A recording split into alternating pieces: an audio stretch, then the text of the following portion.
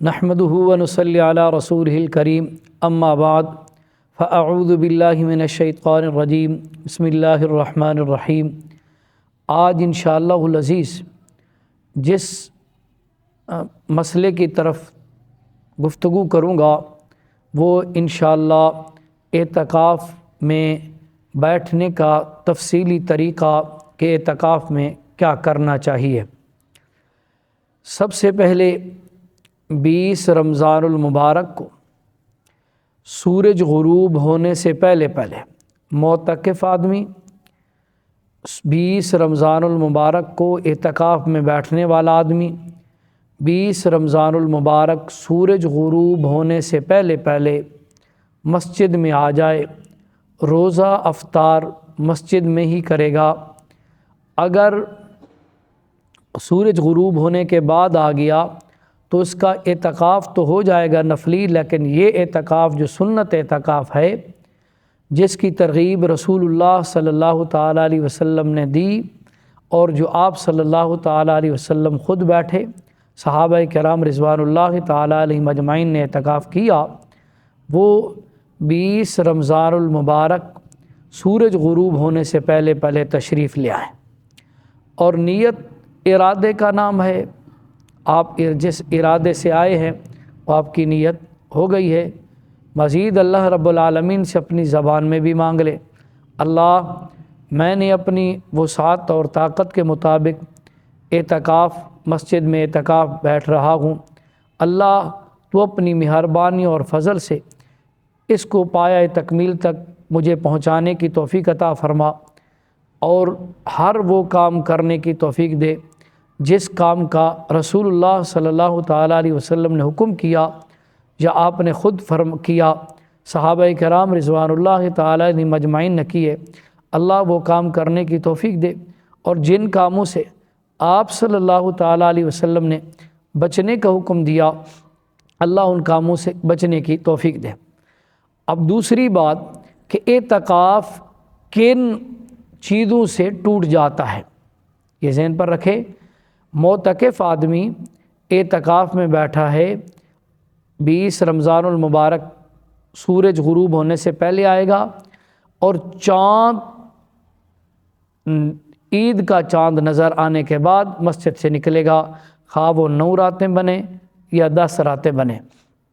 और यहाँ एक बात और भी अर्ज़ करता जाऊँ, अक्सर तौर पर जो मोतक़िफ़ आदमी होते हैं एतकाफ़ बैठते हैं और उनको उठाने के लिए पूरा महल्ला आ जाता है, ये शरीयत में बिल्कुल नाजायज़ है और अक्सर तौर पर मस्जिद की बेअदबी भी होती है और इससे इज्तिनाब करना चाहिए, बचना चाहिए। फूलों के हार भी ले आते हैं और बड़ा हल्ला गुल्ला मचा देते हैं, नहीं करना चाहिए।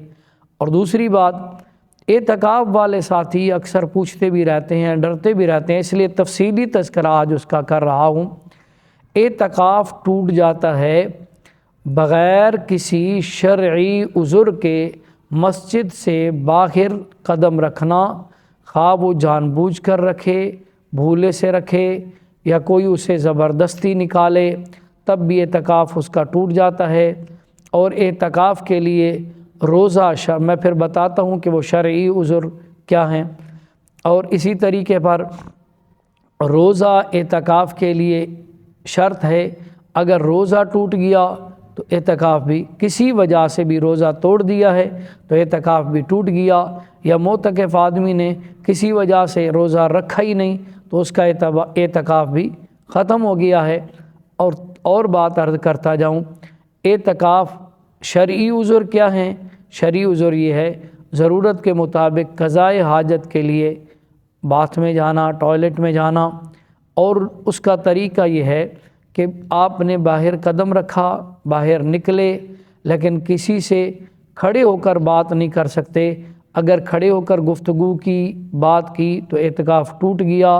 वहाँ आप पहुँचे हैं और देखा बाद मस्जिदों में एक टॉयलेट होता है, 2 होते हैं और उसमें ये होता है कि लाइन लंबी चौड़ी लगी हुई होती है, तो वहाँ लाइन में इंतज़ार करने के लिए अगर खड़ा हो जाए तो ये शरई उज़ुर है, इससे एतकाफ़ नहीं टूटता, बजाय मस्जिद में आकर इंतज़ार करने के। क्योंकि अगर मस्जिद में आएगा پھر اور بندے آ جائیں گے، لین اور بڑھتی جائے گی، تو اتنی دیر اگر وہاں کھڑا رہے تو اعتکاف نہیں ٹوٹتا۔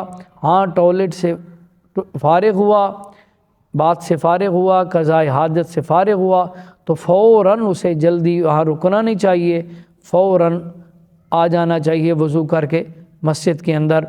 دوسری اور اہم بات عرض کرنے لگا ہوں، بعض لوگوں کو سگریٹ پینے کی عادت ہوتی ہے، ویسے یہ عادت تو بہت بری ہے۔ سگریٹ پینے کے لیے مسجد سے باہر چلا گیا ہے تب بھی اس کا اعتکاف ٹوٹ گیا ہے۔ اس کے لیے یہ ہے کہ جتنی دیر وہ قضاء حاجت کے لیے بیٹھے گا اتنی دیر میں وہ سگریٹ پی لے، کیونکہ سگریٹ کی خاطر وہ نہیں گیا، قضاء حاجت کی خاطر گیا ہے، تو اتنی دیر تک اس ضرورت تھی پیشاب وغیرہ کی، اس ضرورت کی خاطر وہ گیا ہے، اتنی دیر تک وہ بیٹھا رہے گا، سگریٹ پی لے گا تو اس سے اعتکاف نہیں ٹوٹتا، لیکن ہے بہت بری عادت سگریٹ کی، اس سے اجتناب کرنا چاہیے۔ اور اس سے بھی اعتکاف شرعی عذر ہے، اعتکاف اس سے بھی نہیں ٹوٹتا۔ وضو کے لیے آپ گئے ہیں، خواہ وہ تازہ وضو کرنا ہو یا نیا وضو کرنا ہو، تب بھی مسجد سے باہر ٹوٹیاں وغیرہ ہیں تو وہاں جا کر جلدی وضو کر کے واپسی آئے، یہ نہیں کہ وہاں وضو میں بیٹھا رہے، گپے مارتا رہے، جس طرح اکثر حضرات کی عادت ہوتی ہے کہ وہ گپے مارتے رہتے ہیں، تو اس طرح اسے نہیں کرنا چاہیے، اگر کیا تو اعتکاف اس کا ٹوٹ گیا ہے۔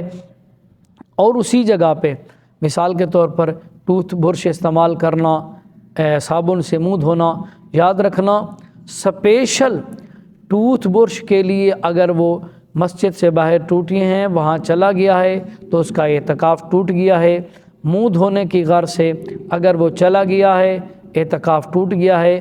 ہاں وضو کی غرض سے جائے اور دانت صاف کرتے ہوئے ٹوتھ برش وغیرہ اگر استعمال کر لیتا ہے تو اس سے اعتکاف نہیں ٹوٹتا، اور اگر استعمال کر رہا ہے اس سے اعتکاف نہیں ٹوٹتا۔ سپیشل گیا ہے، بات سمجھنا میری، سپیشل اگر گیا ہے تو اس سے اعتکاف ٹوٹ جاتا ہے، ٹھیک ہے۔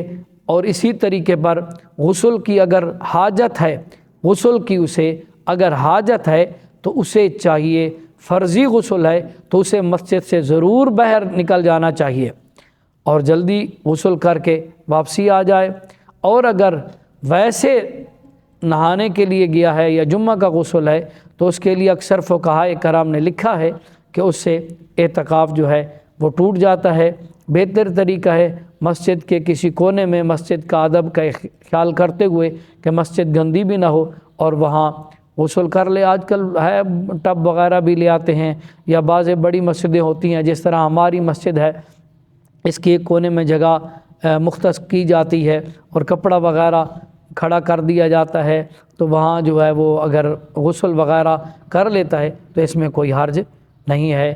واللہ اعلم بالصواب۔